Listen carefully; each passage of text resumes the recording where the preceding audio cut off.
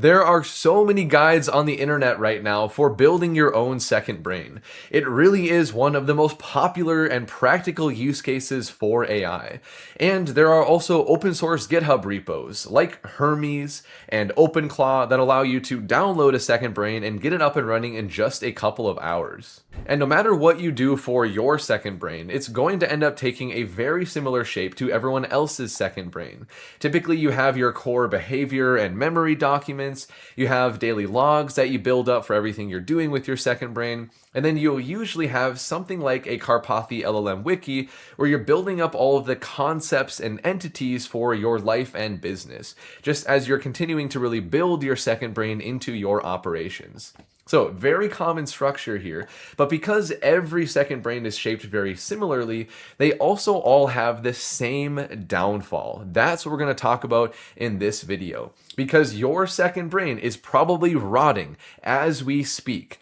AI brains, they decay just like human brains do. And all the guides on the internet and the second brains you can install, they don't focus on this enough. I've been building and using my second brain for over half a year now, and I'm sure you've noticed the same thing as me if you've been using your second brain for at least a couple of months, where sometimes your second brain starts to recount information that is no longer relevant or is just straight up incorrect now, because your life and business continues to evolve. And so sometimes your agent will fetch memories that are stale, right? Like you have your entities or concepts or something in your daily logs that it fetches that is actually harming the agent more than helping you because it's not true anymore. That's the issue with decay. And we have to engineer a solution in our second brain so it's able to detect stale information and update it or remove it. That's what I want to cover with you here. I want to explain the problem nice and simple for you, and then show you how the solution for your own second brain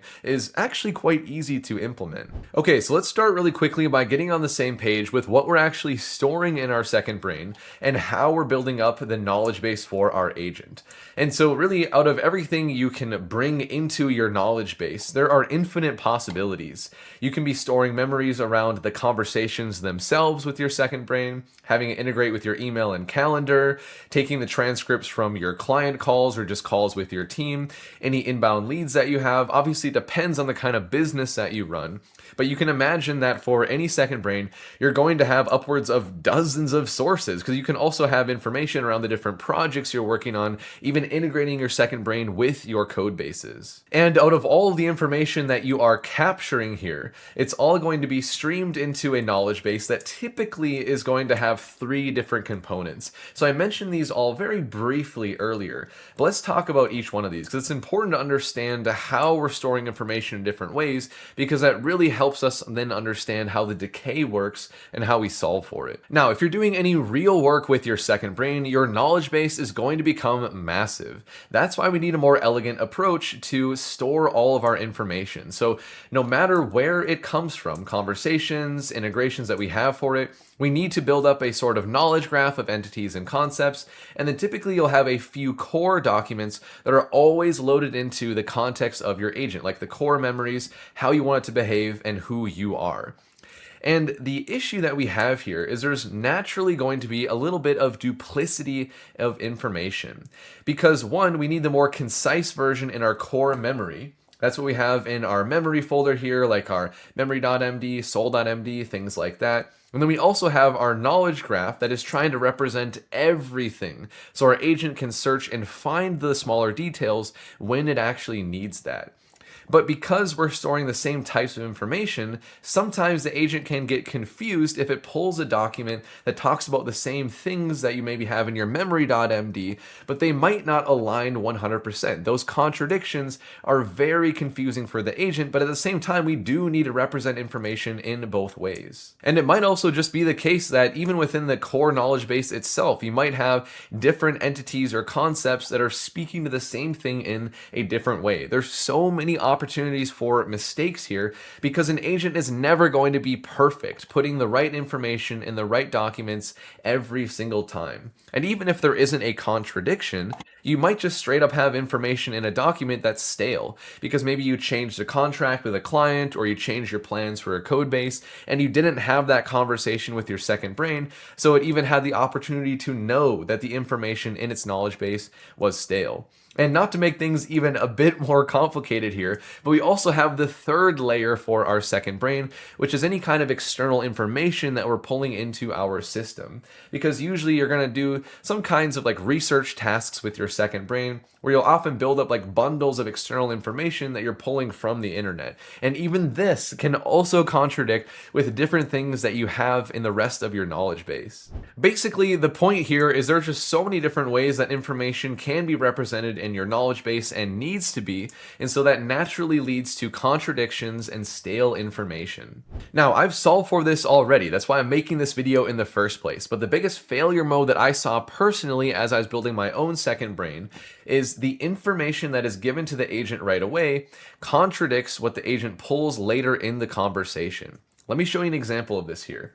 And so I have a nice little visualization to show what goes into the context of my agent at the start of every conversation. We have our global rules like our Claude.md. We also have the behavior for the agent, a document so it knows me, core memories, the repositories we're working on, and then typically I'll do like a summary of what I've been working on with my agent for the last 24 hours. So that's all the context it has right away. Sometimes that's enough for the agent to work with, but other times it realizes like, okay, I need to actually pull something else from the knowledge base. So it'll read the index at the top of my wiki and then figure out like, oh, this entity or this concept is important for what Cole's working on right now. So let me go ahead and read that. And there's one of two things that happens here.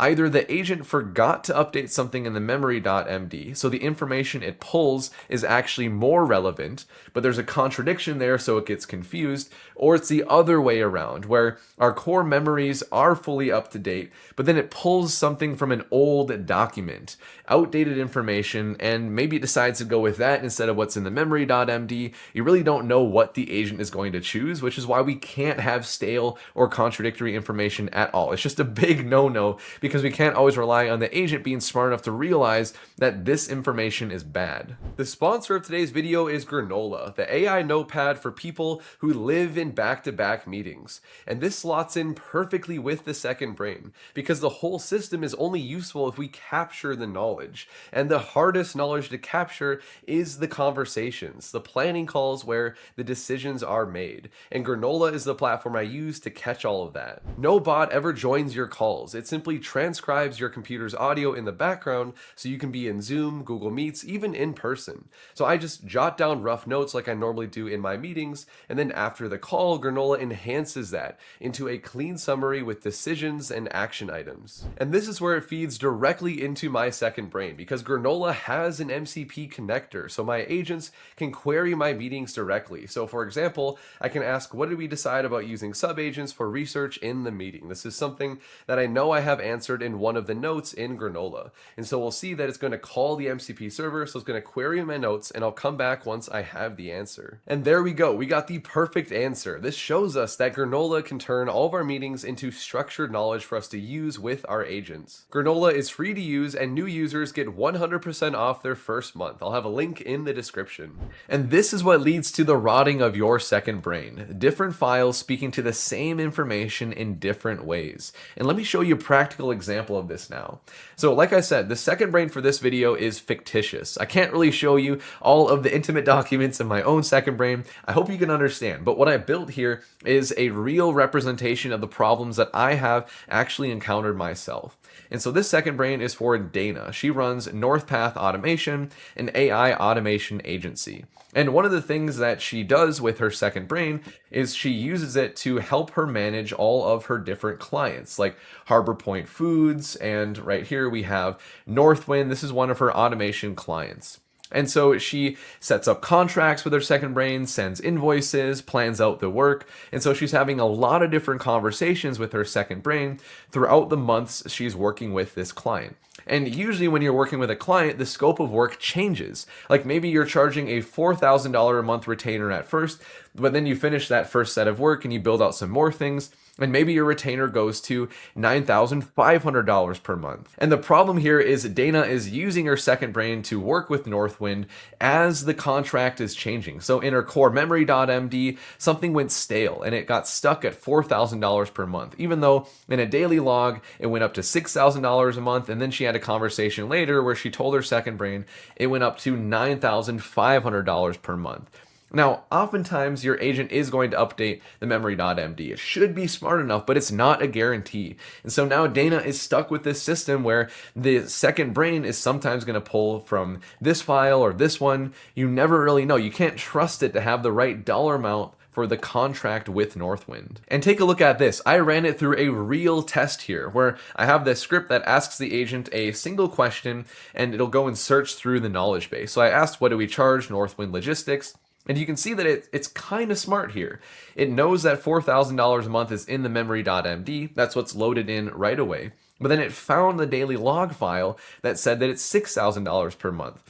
So it seems like it realized how the information changed over time, but it totally missed the most up-to-date value that we have in one of our daily logs. This shows the core problem. It's a little bit of an engineered issue here, but this is something that legitimately happened all of the time in my second brain. Now, the crux of the problem here that I'm going to help you solve right now is that most second brains, your second brain included, is probably append only by default. Whenever there's new information that comes in, we're just going to tack it on to some daily log, some entity, and we're not going to look back to see if it overwrites any other information we already have in our knowledge base. And that's correct part of the time. Because the main split that we have here, this is really getting into our solution now, is any piece of information that comes into our second brain from any of our sources is either going to be a state or it's going to be an event.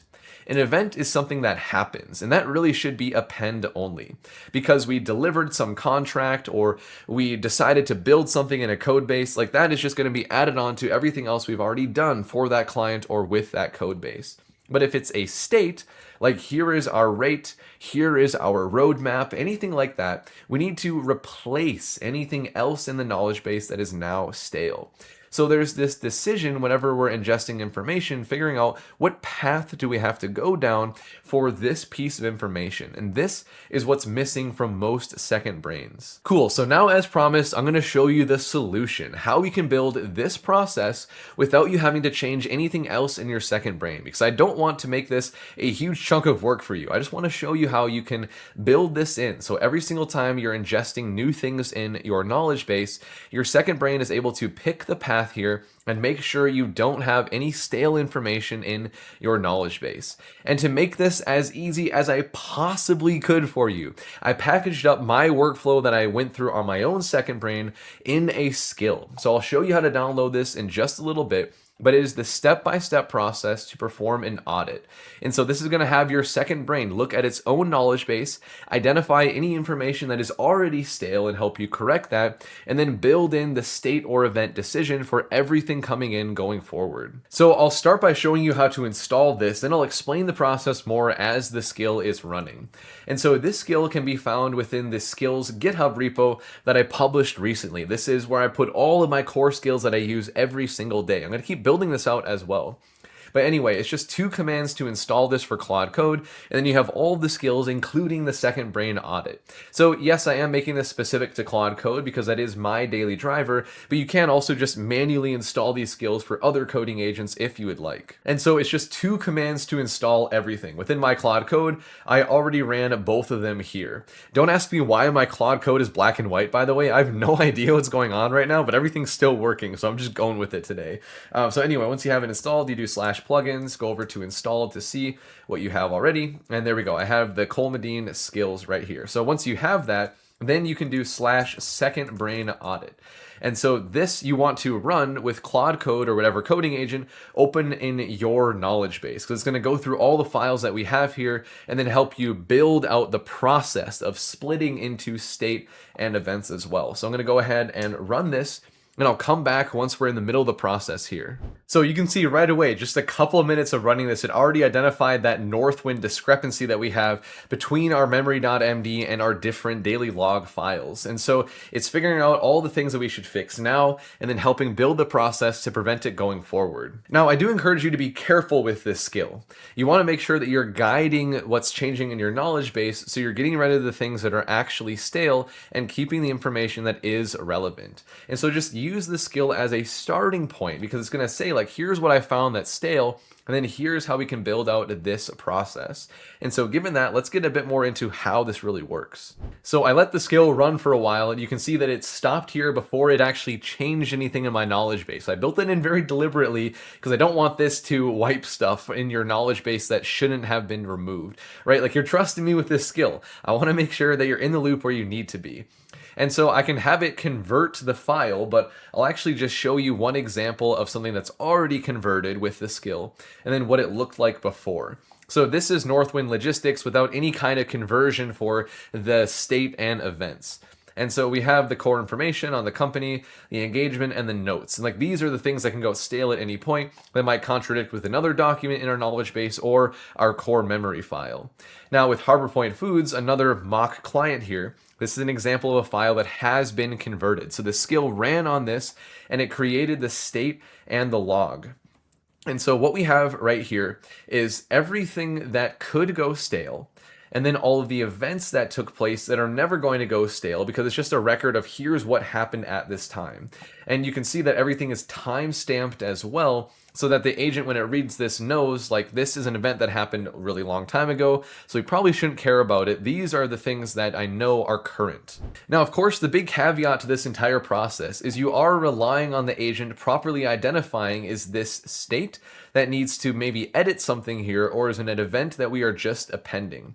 But I would argue that this distinguishment is fairly straightforward for a large language model to make. It's going to easily identify the documents that it might need to edit, and it's going to know what goes where. Even if you're using a less powerful LLM, like if you're driving your second brain with local AI, this system is going to be rock solid for you.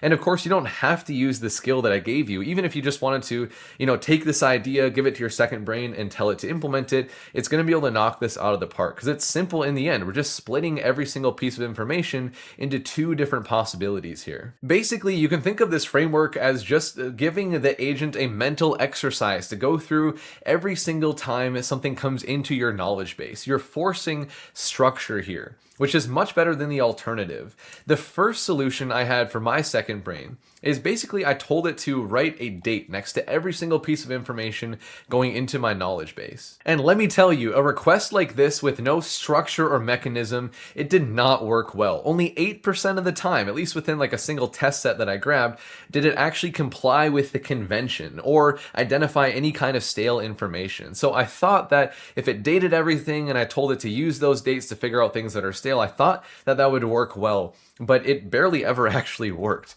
That's the beauty of having a framework here, is it's a process we're forcing the agent to go through instead of just more at a high level saying, make sure nothing is stale when new information comes in. We have to teach it. Here is how you search through and build up the knowledge base so you can quickly identify these are the kinds of things that might go stale. Here are the events that we just append to.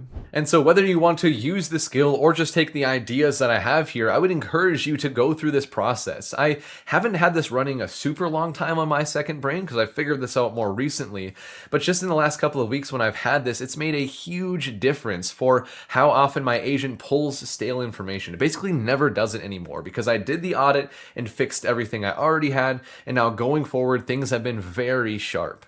And so if you appreciated this video, you're looking forward to more things on building second brains and using them for coding, I would really appreciate a like and a subscribe. I would encourage you to try out this skill, and I will see you in the next video.